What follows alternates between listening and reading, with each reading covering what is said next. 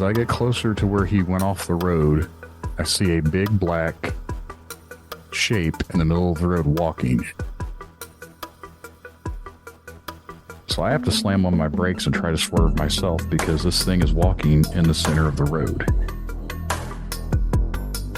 Because I don't see a head and I don't see arms. I just see a really big, tall person, like big, thick legs and a big, thick torso. And they're moving very funny.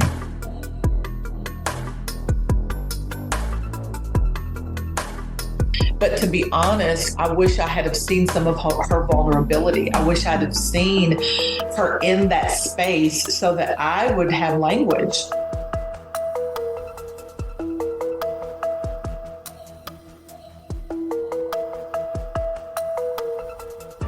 And he says, no.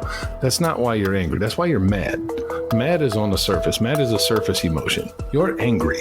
And anger is deep. It cuts to your soul. You are an angry young man. And I couldn't answer. I then had come to realize over the next course of a few hours, I'm musing to myself, and I realize I've been a victim my whole life. That's why I'm so angry. And over the course of the next 19 months, this man changed my life. He helped me to realize about processing emotion and how to forgive myself and forgive others. And that's where the metamorphosis really began for me. And I learned I'm a survivor, right? I know how to survive. I was understood for the first time in my entire life. And when I read those things and I learned, quote unquote, those things about myself that I had known forever but never really had the semantics for, I couldn't unlearn them. Like I heard this quote years ago and it resonated with me so much. And it's like, you can choose to look the other way, but you can never again say you didn't know.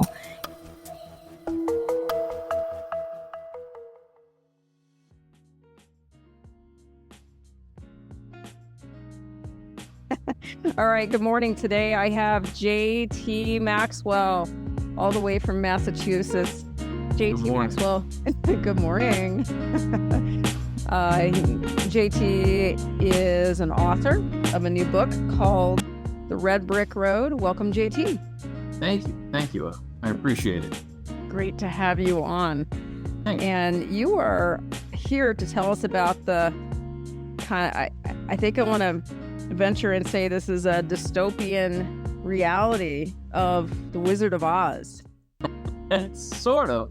I've heard it pitched a couple different ways, like an alternative retelling and an interesting take on Baum's original vision of Oz that he could never have seen coming.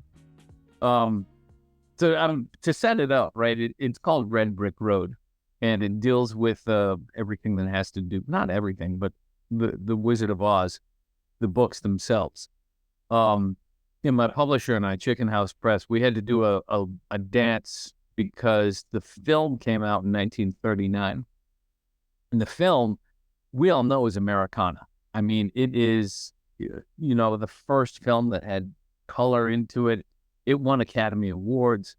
And the first time we see color, the first time we see Dorothy in Oz, in Munchkin Land, the Munchkins tell her to follow that yellow brick road. And you might remember she starts at a central point and kind of unwinds her way out like a nautilus shell.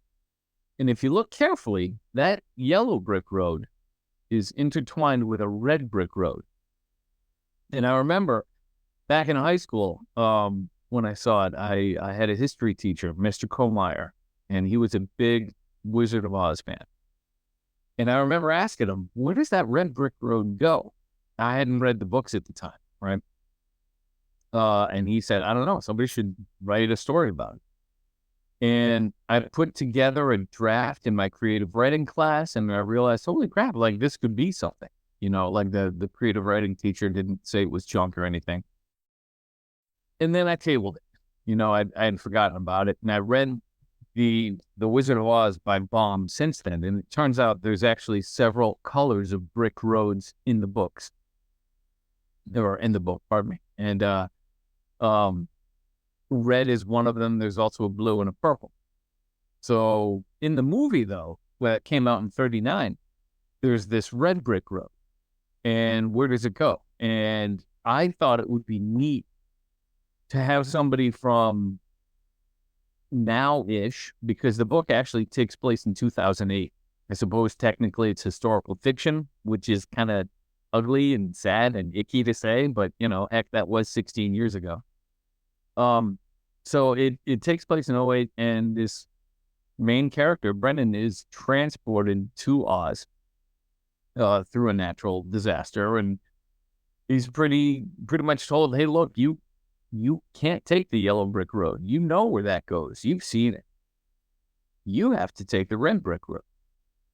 And he does. In this, we see the characters, but not quite the same way as we saw them both in the book and in the film. And we had to do a lot of legal dancing because there are certain things that we couldn't say because they're in the movie and they're still under copyright, under trademark, and no, copyright, pardon me. And there's this thing called public domain. I don't know if people know about it. It's been in the news a bit recently because Mickey Mouse is now the original Mickey Mouse. You know, Steamboat Mickey is now part of public domain. That's where something's been around for 100 years, and after 100 years, anybody can use it in any way, shape, or form that they want. So where the book is over 100 years old, but the film isn't, we had to do some dancing as far as what we could use and what we could not use. The biggest, most noticeable one is that you'll never see a reference to Munchkin Land in the book. You'll see me get real creative with it. Munchkin Place, Munchkinville, you know, a whole bunch of iterations, but I can't actually put in there Munchkin. So I didn't. Thank you, lawyers.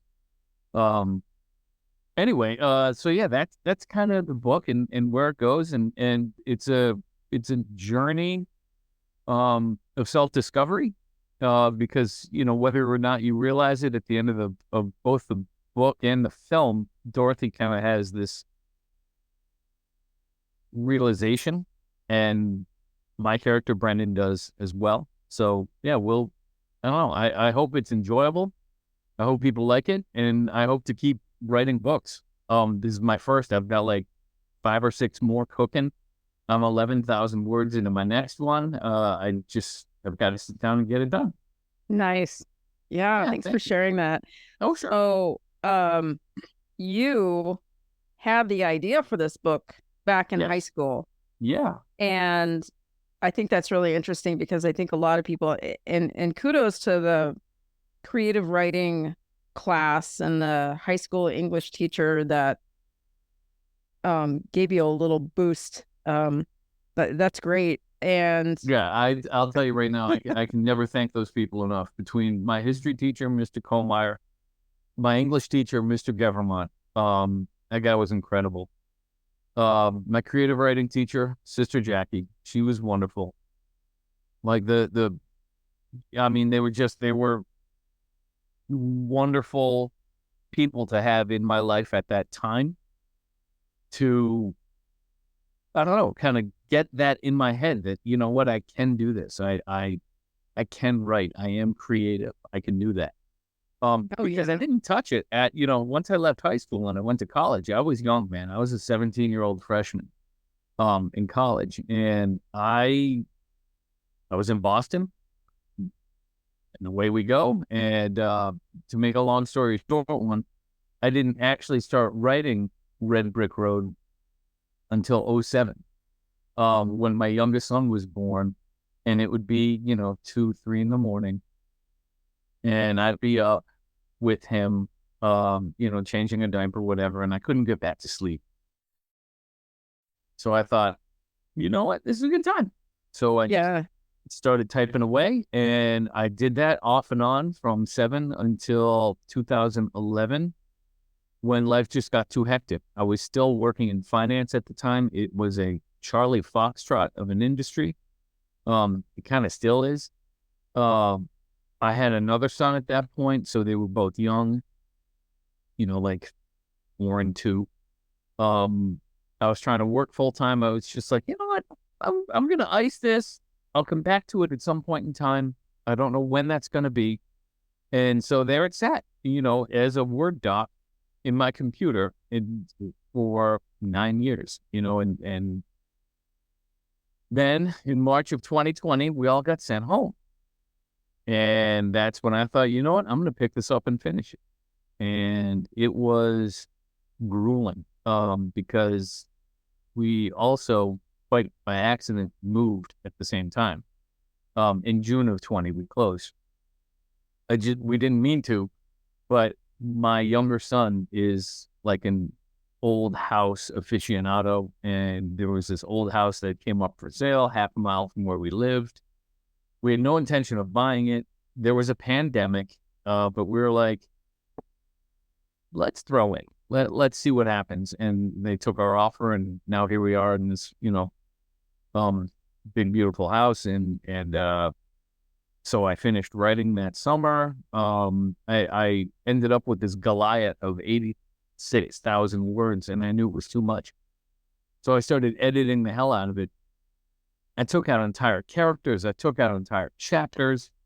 And I got down to about 77,000 words, which is when I started shopping it around. And I started with agents. Oh boy. That was an education because, here I am with what I know is a good story. I know it's well written.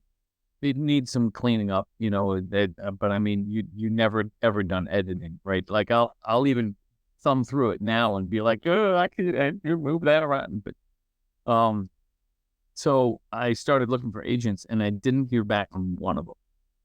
And it dawned on me, it makes sense. I'm not famous. I don't have any kind of, or I should say I'm not famous yet.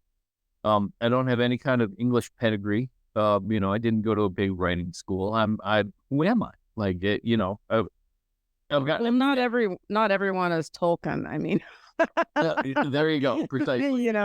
It's hard to compare yourself to authors that, came from the great institutions and decided to write as a little side gig. I mean, yeah, we can't always do that. Some of us are working the day job, dealing with family life, and it's impressive that you took that time during the pandemic when a lot of us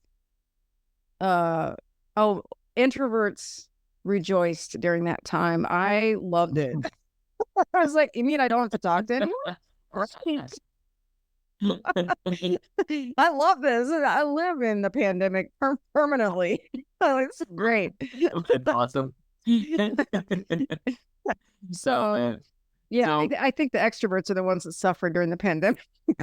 Yeah, and that was definitely me. And I'm, to change topic, I'm very open about how I didn't know what I didn't know. As cliche as that sounds, the pandemic beat me up, and I'm like I said, I'm open about it. I didn't realize just how dependent I was on other people.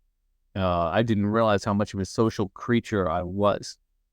Because I thought, I had these moments of not being social, and I was like, well, this is just going to be an extended one of those, and it'll be okay. And boy, was I wrong. I recognized just how much of a social being I am, and it did a number on me mentally.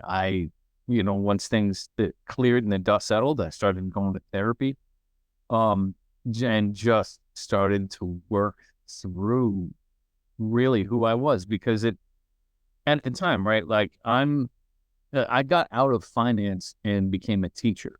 I realized that my favorite part of what I was doing in finance was the training and educating and motivating and taking complicated terms and putting them into, language that people could understand. So I left finance. I took a huge pay cut and became a teacher.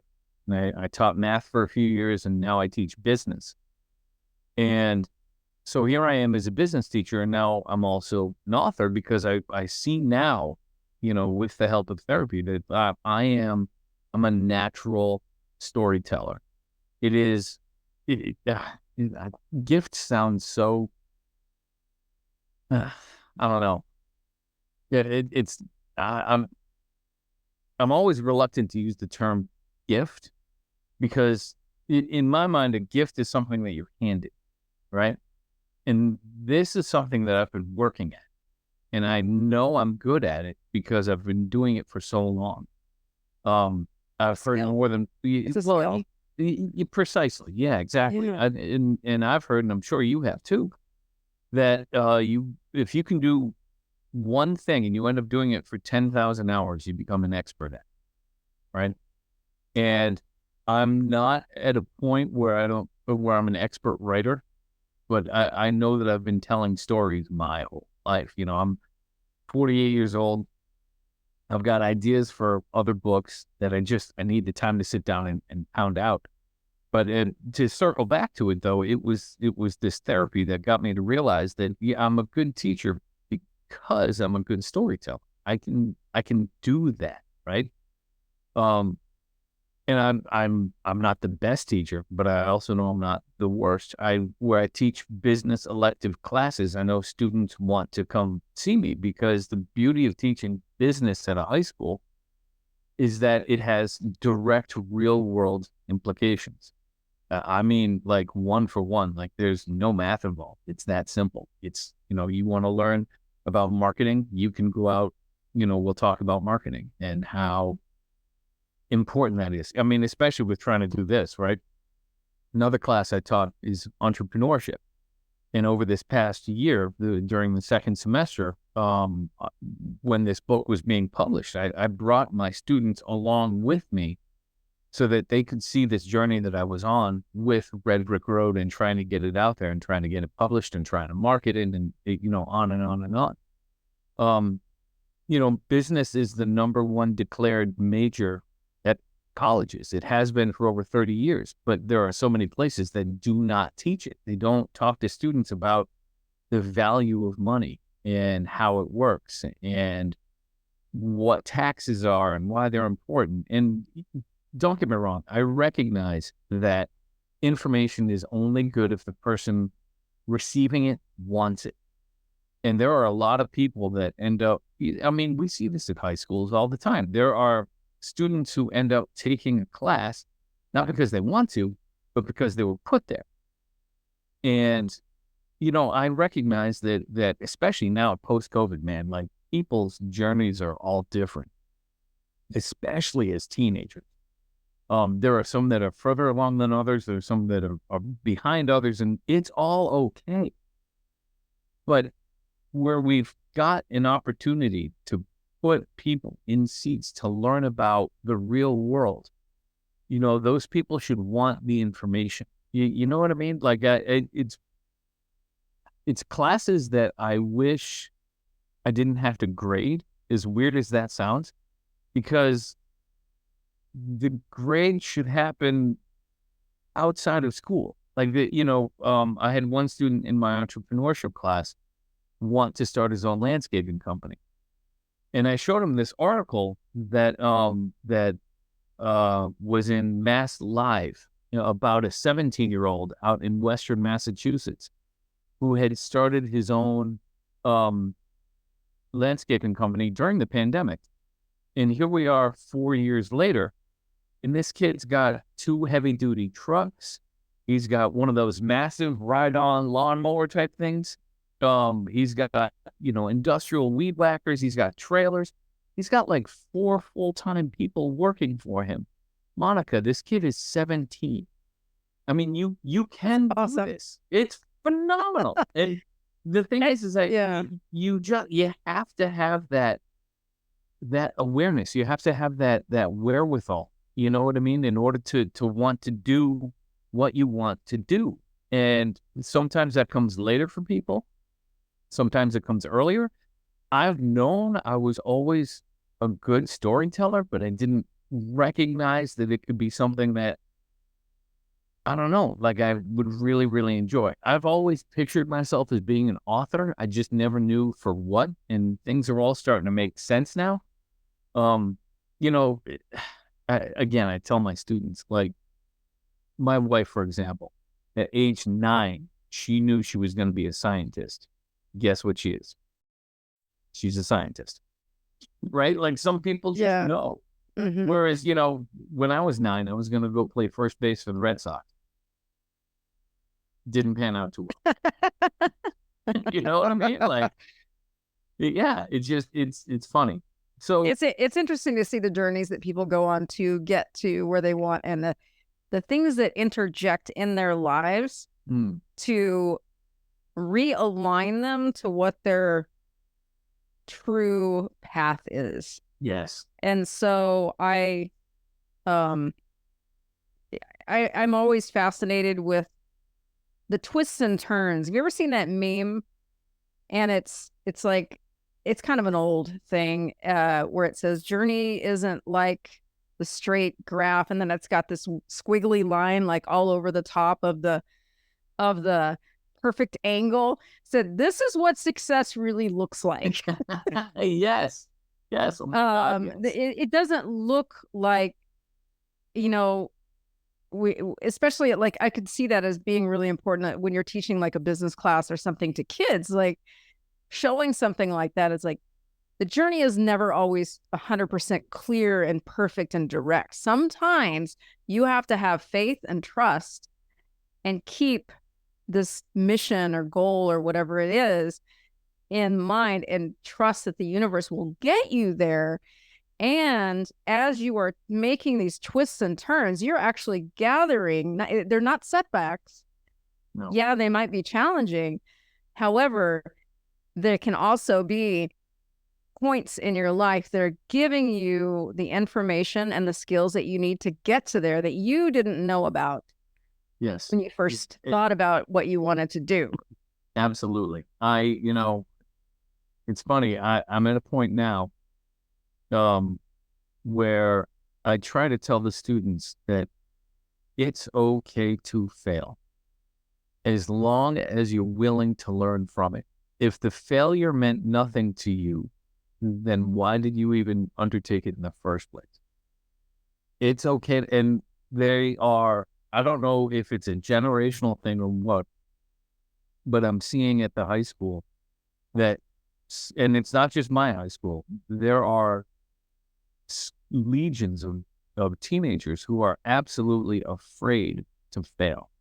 Like they are so worried about the social implications and what their parents might think, and just so much of it without recognizing that if you fail, but you learn something from it and move forward and apply it, well, heck, that's okay.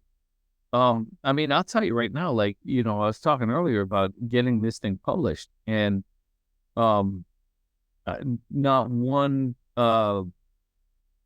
agent got back to me. So there's this website that if you are an aspiring author, you should know about. It's called querytracker.net. All one word, QUERYTRACKER.net. It is glorious and horrible all at the same time. And because what it does is it will show you what's going on with your queries to agents and to publishers, right? So I tried to find like 50 agents. None of them got back to me. Querytracker.net has they have a ton of publishers in there, and you can sort them with filters. And I went in and I sorted mine, and I came up with a list of about 300 publishers that might be interested in Red Brick Road. And I thought, all right. So I chunked them into groups of 30. And I took my first group of 30, and it was a bit of a pain because every single publishing house is looking for something different. One publisher wanted the first 3 chapters. Another publisher wanted like an elevator pitch, you know, like a good 2-minute synopsis of the book. Another one wanted 1,000, like your first 1,000 words, so on and so forth. And so you get all of those set up, and I sent out my first 30, queries to all of, to this chunk of these 30 publishers.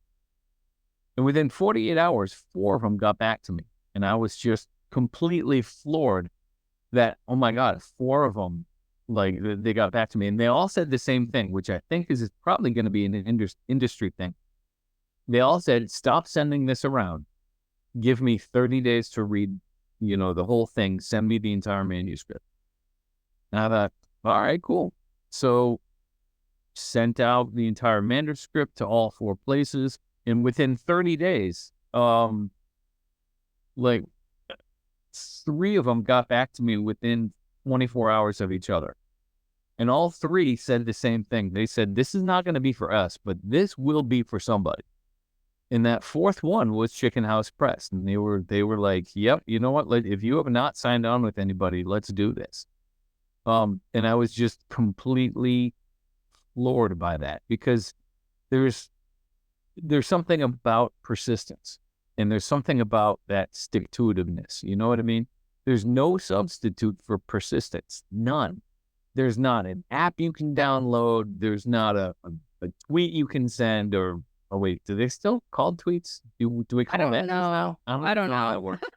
But yeah, anyway, there's no substitute for persistence. None. Perseverance. Yeah, that's exactly it, man. Like, there's just, you got to have that, and you've got to have that stick-to-itiveness. And part of that is learning from failure, because the other thing that there's no substitute for is experience. None. Again, there's no app. I mean, you can read and train all you want, but until you are in the event, you never really know what it's like.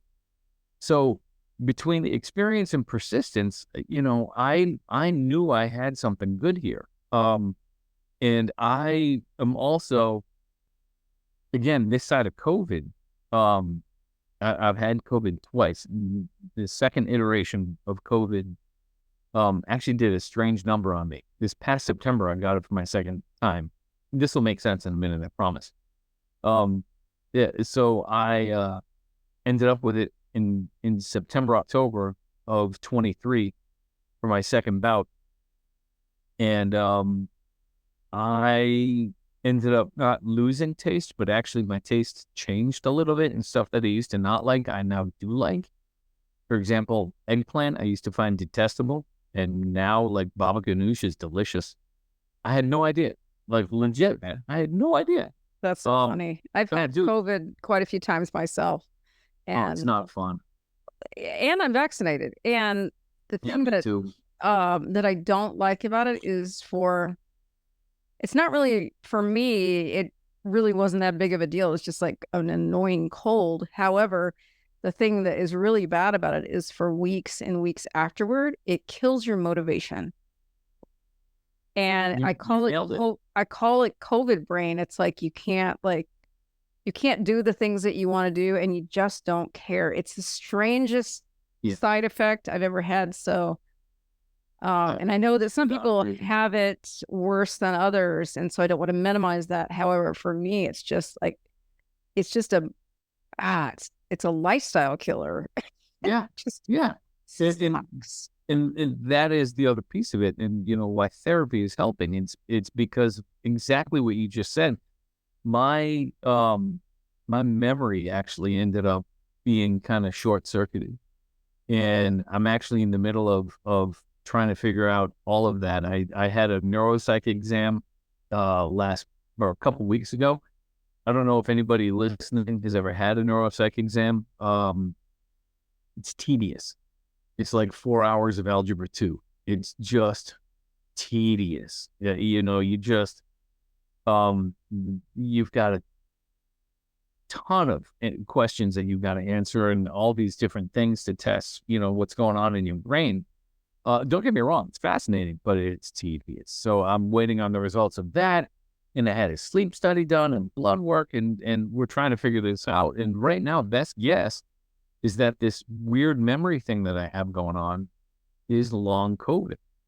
Oh, that's so fascinating. Oh, it's really interesting. It's fascinating, but at the same time, it sucks. Like I will have entire conversations with people, and then 3 days later, I'll ask them a question that the conversation solved, and they'd be like, "Don't you remember we talked about that?" No, nope. I have absolutely no memory of that whatsoever.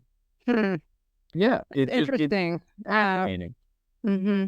So And anyway, this is why I'm writing things. Yes, very, and this is why I'm writing things down, because I'm trying to give myself ways to combat this. So I'm writing stuff down. I'm taking notes as we're going here.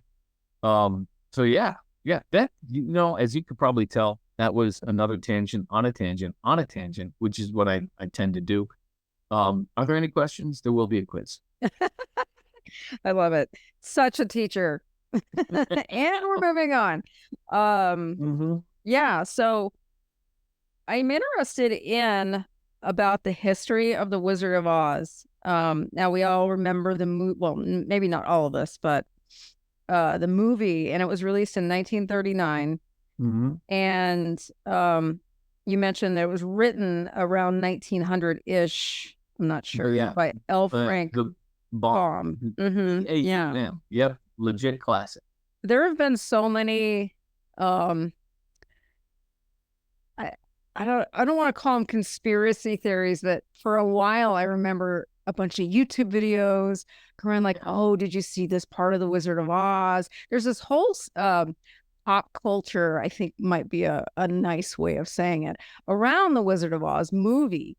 And it's such a classic. I still enjoy watching it. And how it, it starts off in black and white. And then you mentioned the Technicolor. Was this one of the first movies to come out with color? Yes. It was actually the first commercially released film that had color in it. And a lot of movie houses weren't prepared for it, and they ended up kind of freaking out a little bit, and they had to spend money in order to upgrade their equipment. But I mean, clearly it was worth it. People wanted it. That you might, I don't know if you're a history geek like I am, but 1939, things were starting to get real weird, man, because we were in a position where the economy was growing. We weren't at 50 states yet, so we were growing internally, but also external. This was post World War I. Hitler was just named Time Magazine's Man of the Year just before that. But the 1936 Olympics. I mean, he would. Well, 1939 World War II. I mean, it was. I'm somewhat of a World War II history buff, so I've been watching these documentaries on just atrocities of Hitler, and I don't know, Netflix keeps giving me new documentaries, and me too. I'm not even gonna say why I think this is happening in an election year. We were not even gonna go there. I'm just gonna say that. But anyway, regardless, I am a history buff, and I find it alarming that all of this happened, and it's terrible. And anyway, so yes, we're coming out of the Great Depression time. We're just starting to get the New Deal, like we're just starting to get our feet back under us, and the United States. I mean, we as a culture needed something to celebrate, so it hit just a good time where so many people sunk their teeth into it. And, like I said, it is Americana. You list the top 100 things that make you think of America. It's got to be on the list. So it's part of our lore. It's part of our history. And so when it came out in 39, it was a huge hit. Just a gargantuan. Kind of a family friendly, but quite dark. Oh yes, for the times, quite dark, and I think it almost, it kind of. Now that I'm thinking about it, I'm just shooting from the hip here.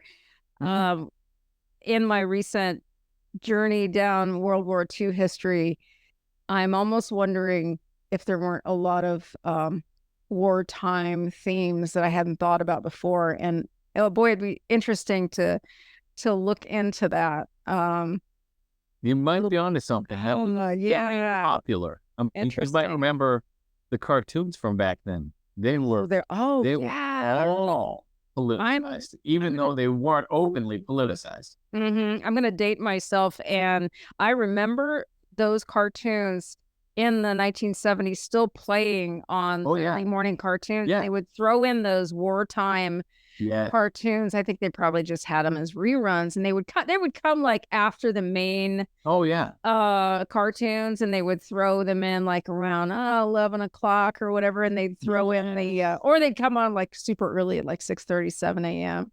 Yes. And they're such a fascinating part of our history too. Oh, completely. I mean, because animation is such a how do I put this? It's such a unique art form because you have to tell a story one picture at a time. Or at least, it was back in the 20th. Like, it was one frame at a time, and you had to link them all together to tell these stories. And different houses went in different directions. Warner Brothers, they didn't do the contemporary movies that Disney was doing. But at the same time, everybody knew Bugs Bunny and they knew Mickey Mouse. You know what I mean? It's fat. And Roadrunner, remember Roadrunner? Oh, absolutely. Yep. He could never. Such great ones, but the old Mickey Mouse ones and those, that's fascinating. That you bring that up. So 1939, the movie comes out. It's in Technicolor from black and white, and it goes Technicolor, and then back to black and white. And the rich characters that were in that, it's just such a really important piece of history. Well, the director and the producers, they made some very obvious choices. Like, I don't know if they ever read the book. I'd like to believe they did. I can't recall who wrote the screenplay, but I'm pretty sure that person read the book too, because it like I said, in the original Wizard of Oz, or I think it's called The Wonderful Wizard of Oz, but don't quote me on it. There, like I said, there were 4 roads. There were 4 colored roads. You had the yellow brick, the red brick, the blue brick, and then the purple brick. I think they called it violet, but again, don't quote me on that. Anyway, they incorporated the red brick road into the film. And, I don't know.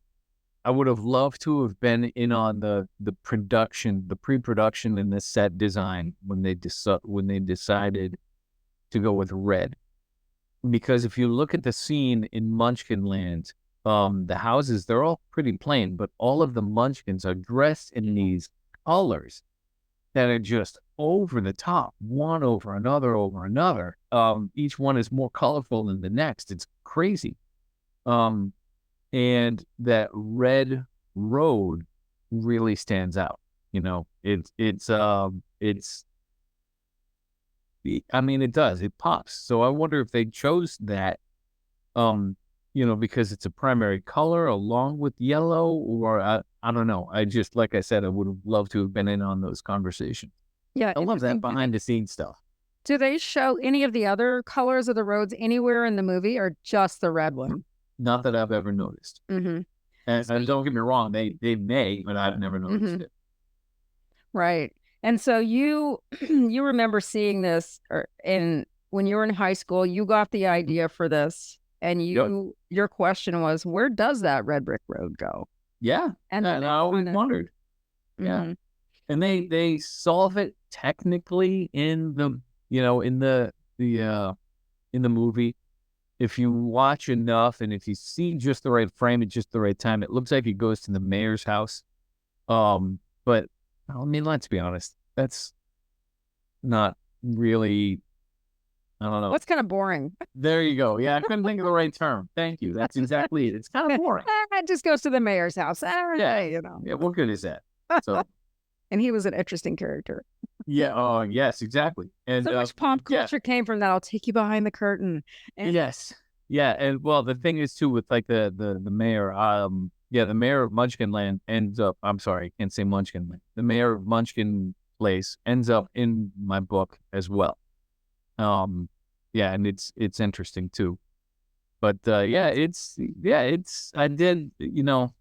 a ton of research into this, because I wanted to bring parts of the actors into this book and parts of their I don't know, their persona, I guess.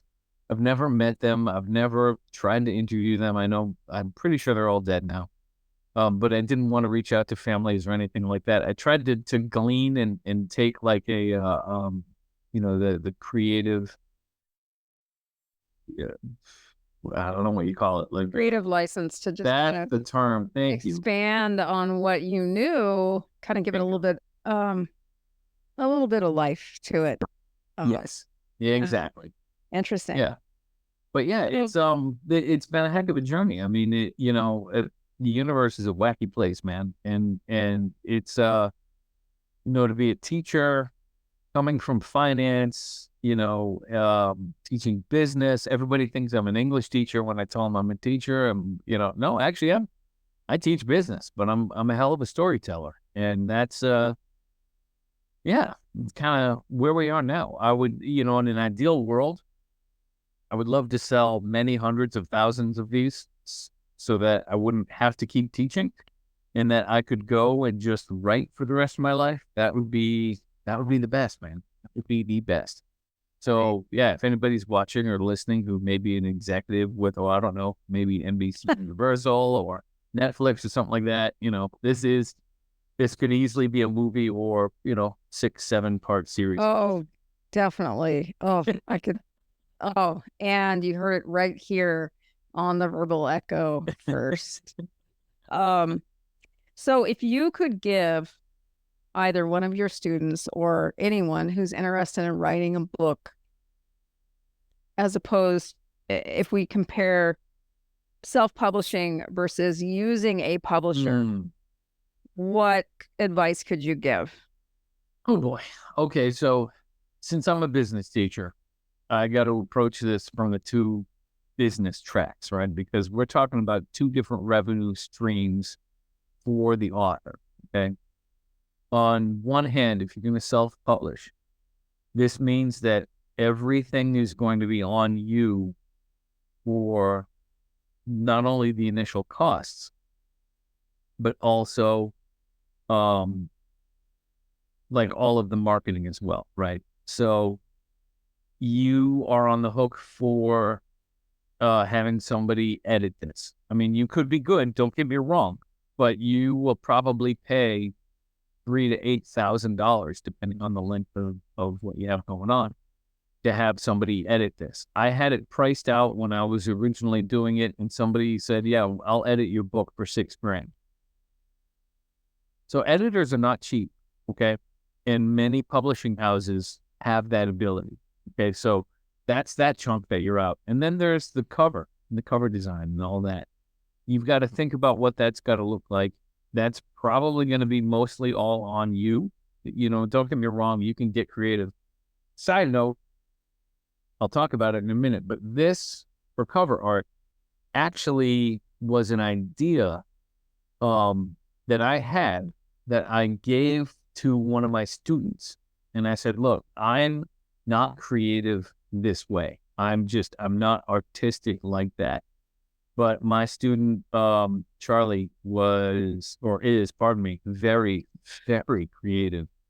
And I said, look, I'll commission an art piece. I'll pay you accordingly. Come up with something. This is my idea. Let's see what you can do. And Charlie created this digital thing that was, it was actually pretty awesome. And it was what my vision was, and I paid Charlie for it. And I took that and I brought it to the publisher. And I said, look, this is a start. Where do you want to go from here? Because this is kind of what I have in mind. And the next thing I know, the publisher comes out with this. And I just, I love being able to give students opportunities like that. Now Charlie can put that in their portfolio. Oh, and, yeah. you know what I mean?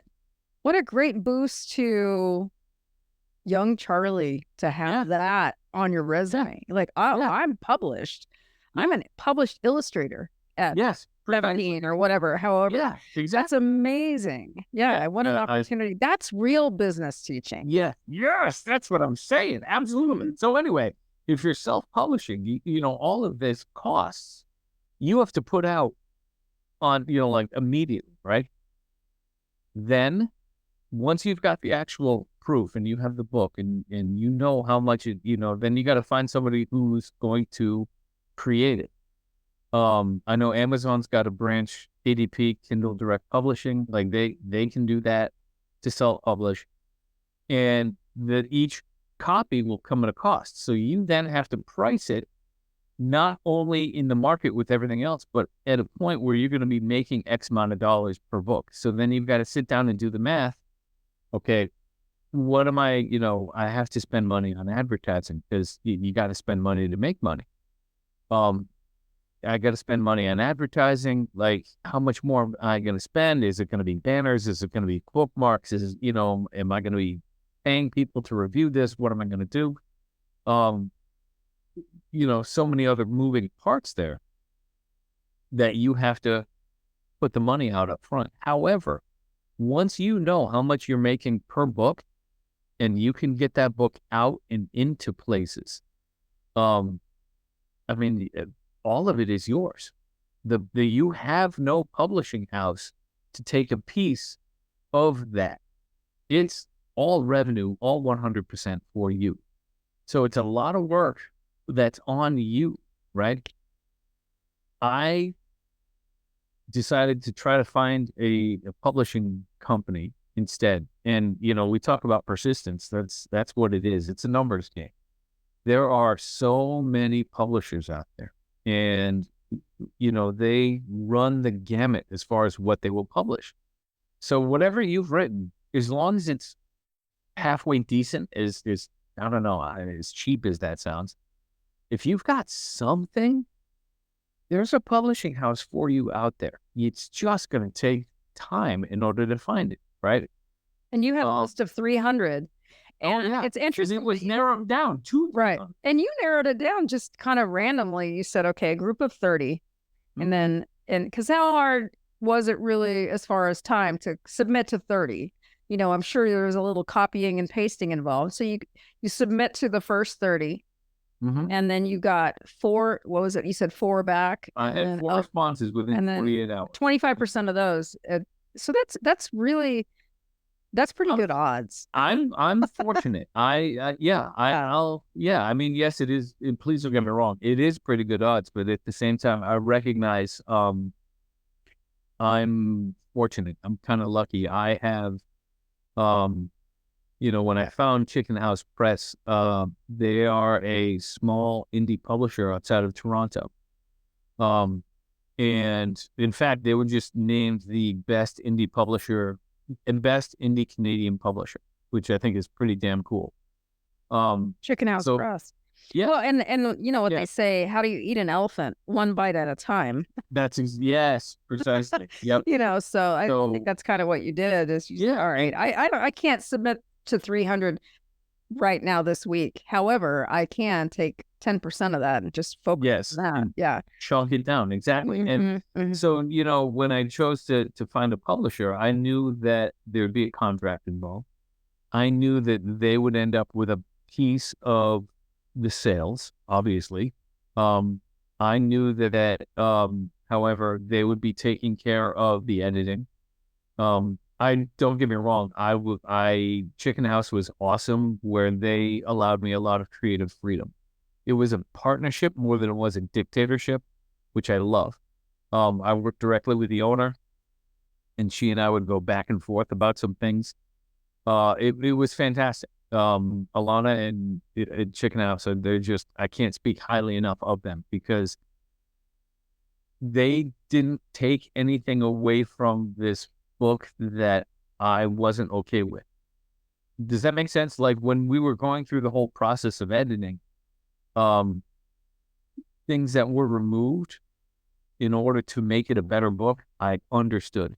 things that had to get changed and corrected made sense. It's always good to have another set of eyes on something. Absolutely. Especially during the editing process, because Yeah. even if you use Hemingway or what's the other big one? The other editing one, Grammarly, Yes. it definitely is helpful. However, you still need a second set of human eyes to look at it. Yeah. And I found out early on, Grammarly hates me because, and I'll tell you why. A lot of the dialogue within Rent Brick Road, I write very conversational. So I use words like gonna, Gonna. Well, I was gonna. I mean, we all say it. We say it. Yeah. You know what? Exactly. Oh, I shouldn't have done that. That's a word with 2 apostrophes. We don't think about it, but it's SHOULDN apostrophe T apostrophe VE. Shouldn't have. That's true. You know what I mean? So But we say grammar, yeah, exactly. We say I shouldn't have. So I write like that, and Grammarly did it they were like, no, danger. This is wrong. Danger. Exactly. Red. Yeah. So I backed right out of Grammarly, and I took it upon myself, and luckily, like I said, Alana and Chicken House saw what I was trying to do with this, and they ran with it. And anyway, the whole process of self-publishing versus finding a publisher, they took a lot off of my plate as far as the art and the editing goes, which is great. They were helping with the marketing, which is fantastic. As far as ordering these books, like I have a few copies here at the house, which I sell. I mean, it's it says right on the back the retail price $15.99. So if you buy it from me or if you buy it from a store, it's going to cost the same. And then speaking of which, buying it, whether it's being through a publisher or self-published, you have to find a distribution network. And that, again, that was an education in and of itself. It's crazy. But to make a long story short one, Chicken House uses Ingram, INGRAM, as a distribution network. A lot of self-publishers have had a lot of luck with Ingram as well, because they allow something with actually called POD, print on demand. So if you need something, printed and shipped, it can get done relatively quickly, which is mind-boggling when you stop and think, And then one other thing was getting the blurbs. And, on the back, I had a couple of friends and early readers talk about the book. But the one that I love is actually right here on the front. And it's from James Fry, the New York Times #1 bestseller. The guy that was on Oprah. If you look up James Fry, he is a big deal. And he's a heck of an author. And he agreed to a blurb for the front of my book. And it says, funny, heady, and a new take on what we knew about the Wizard of Oz, definitely worth your time. I'm totally floored and flattered by that. Mm-hmm. And the publisher set those up, the blurbs? I did. Oh, you did? Okay. I did. Yep. Actually, I set them up. And that's the funny part, is that a lot of people ask me, oh my God, how did you get James Fry on the front of your book? Turns out he went to high school with my brother out in Michigan. Oh, wow. Yep. Connections. Yep. Right. And they kept in touch, and I emailed him, and the guy was fantastic. And to this day, I'm floored and flattered and honored that he would say that. So that's awesome. You just never know, man. Mm-hmm. Like I said, the universe is a wacky place. It's awesome. It is. And the journey is twisty and turning. And not so straight. Oh my God. And yeah, thank you so much for coming on today and sharing your journey as a writer. Anytime. Where can people find your book? Let's see. It's available through Barnes & Noble, through Amazon, at a lot of local places. In fact, I just real quick side note, I was in Las Vegas for the first time in April, and I went into this bookshop called the Writer's Block in Las Vegas because I had heard that they had stocked my book, and I was totally flattered and floored by that. And so I go into the Writer's Block in Vegas, and I said, hi, I'm JT Maxwell, and I wrote Red Brick Road. And they were like, oh, we just sold out.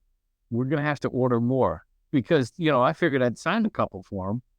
And they'd sold out, and like my jaw's on the floor. I can't believe this. Like, holy crap, they sold out of my book. And yeah, so anyway. In Vegas, that's awesome. In Las Vegas, right. And I've never been before. I'm definitely going back. But regardless, it's, you can find it. So Barnes & Noble, Amazon, I'm sure. Yeah. And so do you have a website that you'd like to direct people to? Not quite yet. I wish I did, but you can find me on both Facebook and Instagram at author JT Maxwell, and that's all Awesome. one word. JTMaxwell. Perfect. And you have some books upcoming. You said you've got one in the works right now. Yeah, I'm 11,000 words into my next one. Red Brick Road was about 76,000 words for what it's worth. So, and I discovered that too, like, quite by accident. This is how you know you're talking to a writer when they don't talk about page count and they talk about word count. Interesting. Yeah. Word count. Yeah. So you have a goal in mind, and of course that's before editing. And I'm hoping that that I can be on here again with another book at another time. This has been fantastic, Monica. I sincerely appreciate your time. Maybe I can write a blurb for you. Dude, that would be fantastic. That would be awesome. That would be so cool. Yes. This is how we make connections. Yeah. I love it. Making a note of it.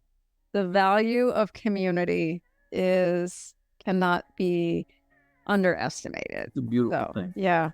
I want to thank you so much, JT, for coming on and sharing this writer's journey. It's been fascinating. So everyone, check out the book. Get it. Don't wait. Find out where the Red Brick Road really goes. Thank you. Hey, thanks for listening today to another great episode. I sure enjoy hearing about these experiences, and I hope you do also. Be sure and like or follow this show by leaving a 5-star review on Apple, Spotify, or wherever you listen. If you have an experience or story you'd like to share, be sure and reach out to verbalecho@gmail.com. See you in the next episode, friends. Have a great week.